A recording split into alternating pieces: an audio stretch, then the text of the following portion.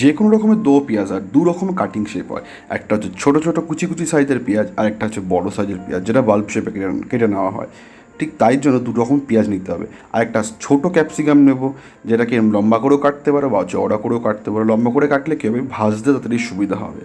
তো বেসিক্যালি এই দুটো জিনিস দরকার। এরপরে দরকার দুটো ফ্রেশ টমেটো, যেটাকে কুচি কুচি করে কেটে নেওয়া দরকার, বিকজ তাহলে ভাজাটা খুব জলদি হয়ে যাবে। এটাই হচ্ছে মেন ব্যাপার। তো এবার বেসিক্যালি যেটা দো পেঁয়াজা বানানোর জন্য লাগে, সেটা মেন ইনগ্রেডিয়েন্ট যদি পনির হয় তাহলে পনির, চিকেন হলে চিকেন। তো এখানে নিয়েছি আমি 400 গ্রাম পনির। ভালো পনির যে কোনোকে, সেটাকে বড় বড় করে শেপে কেটে নিতে পারো, তাহলে কি হবে, তাহলে সেটা ভাঙার সম্ভাবনাটা কম হয়। ঠিক একটু বড় শেপ কাটা দরকার। এবার যে কোনো একটা প্যান নাও বা কড়াই নাও, আমি ন্যাচারালি কড়াই নিয়েছি, তাতে 1.5 টেবিল স্পুন অয়েল নিয়ে নাও বা মোটামুটি একটু তেল নিয়ে নাও, যাতে একটা তেজপাতা, একটা দালচিনি, মানে 1 ইঞ্চির মতো দালচিনি, 4-5টা লবঙ্গ, একটা বড় কালো এলাচ, তোমরা চাইলে স্কিপ করতে পারো, 8-9টার মতন ব্ল্যাক পেপার একটু ঝাঁঝালো করার জন্য, আর 3টে গ্রিন কার্ডামাম নিয়ে নেবো। তো মোটামুটি এই সবকটাকে একটু হালকা করে সতে করে নেবো, যাতে তেলটা গরম হয়ে গেছে যখন, এরপরে এই কুচি কুচি করে কাটা পেঁয়াজগুলোকে এর মধ্যে হালকা করে ভাজতে শুরু করে দেবো।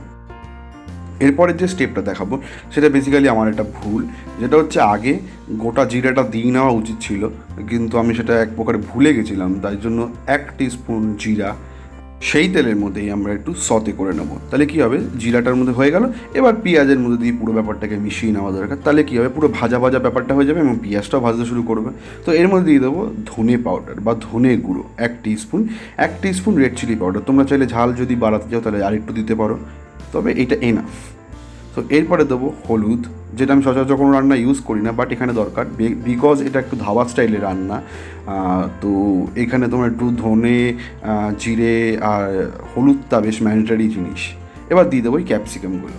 তো বেসিক্যালি ব্যাপারটা কী হচ্ছে, এই যখন পেঁয়াজের জলটা বেরিয়ে এসছে, ক্যাপসিকামটা দিয়ে দিলে কী হবে, ক্যাপসিকামের মধ্যে যে ফ্লেভারটা আছে সেটাই ভাজার মধ্যে থেকে যাবে, এনহ্যান্সিং হবে ব্যাপারটা। এবার আমাদের দিয়ে দিতে হবে টমেটো করে। দেখো টমেটো কাটার পরে একটা জল বেরিয়েছে, আমি কিন্তু জলটা ফেলে দিচ্ছি না, জলটা আমি টমেটোর জলটাকে টমেটোর জলের সাথেই ইউজ করছি, যাতে এক্সট্রাক্টেড ওয়াটারটা যাতে এর মধ্যে আমরা ইউজ করতে পারি।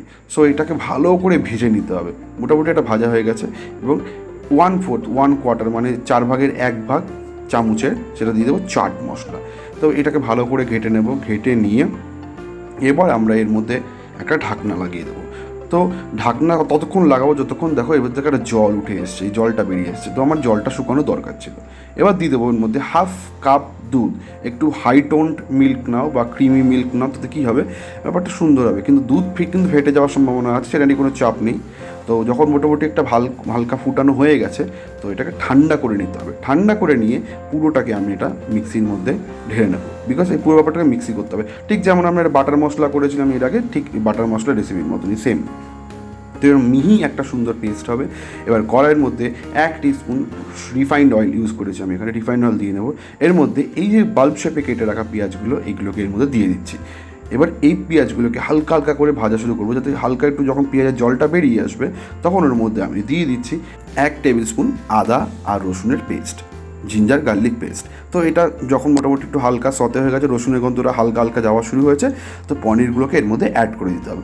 এবার এখানে একটা জিনিস, যেটাকে খুব হালকা হাতে নাড়তে হবে, নাহলে কিন্তু পনিরগুলো ভেঙে যাবে, বিকজ পনিরগুলো এখনও কাঁচা রয়েছে। তো মোটামুটি ভাজা কমপ্লিট, পনিরে একটু হালকা হালকা ব্রাউন মার্কস এসছে। তো মশলাগুলো, যেই মশলাটা আমরা মিক্সিয়ে করে রেখেছিলাম, সেই মশলাটার মধ্যে মিশিয়ে দাও। তো দেখো মোটামুটি 80% রান্না এখানে কমপ্লিট মোটামুটি। তো ধাবায় যেরকম হয়, এই পেস্টটা করে রাখা হয়, মশলাটা করে রাখা হয়, এর মধ্যে চিকেন হোক, এই হোক সেই হোক, সব কিছু মানে কেউ মাটন হোক, চিকেন হোক, এগ হোক, পনির হোক, সব এর মধ্যে মিশিয়ে দেওয়া হয়।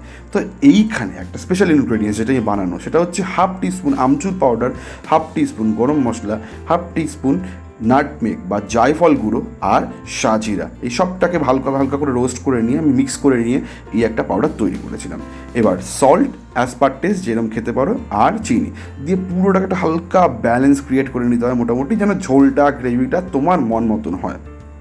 এবার আমার সবচেয়ে প্রিয় জিনিস, যেটা ছাড়া আমার রান্না সম্পূর্ণ হয় না, সেটা হচ্ছে কাসুরি মেথি। এটা ছাড়া ধাবা স্টাইল রান্না সত্যিই বসা হয় না, মানে এটা একটা আলাদাই ফ্লেভার আছে। যে কোনো দো পেঁয়াজার আইটেম বেসিক্যালি ভাল লাগে, নান, পরোটা, রুটি, এগুলো টাইপের আইটেম। ভাত দিয়ে এগুলো একটু মানে দো পেঁয়াজার কমই খাওয়া হয়। এই বাটারটা যখন বলছিল না, মানে সত্যি মনটা কী আর বলবো। That's it all.